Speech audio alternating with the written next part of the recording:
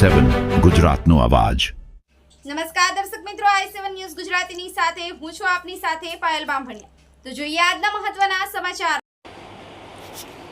Kothamba police station વિસ્તારના ગરાસિયાવાડ ખાતેથી જુગારના ગણનપાત્ર કેસ શોધી કાઢતી Mahisagar LCB police. Panchmahal Godhra range નાયબ પોલીસ મહાનિર્દેશક શ્રી વિધિ ચૌધરી સાહેબ તથા મહીસાગર જિલ્લા પોલીસ અધિક્ષક સફીન હસન સાહેબ નાઓએ જુગારની પ્રવૃત્તિઓ નેસ્તનાબૂદ થાય તે માટે કડક અમલવારી કરવા સૂચના આપી હતી। એલસીબી સ્ટાફના માણસો જુગારના કેસો શોધી કાઢવા માટે પેટ્રોલિંગમાં હતા।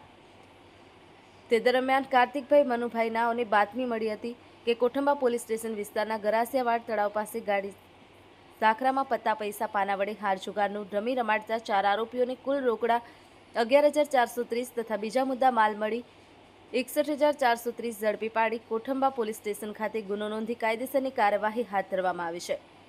જેમાંના પકડાયેલા આરોપી વિનોદસિંહ માનસિંહ પુરવાર રહે ગરાસિયાવાડ, સુરપાલસિંહ ગિરવરસિંહ પુવાર, જયપાલસિંહ જસવંતસિંહ, વિજયસિંહ મહેન્દ્રસિંહ પુવાનાઓની ધરપકડ કરવામાં આવી છે।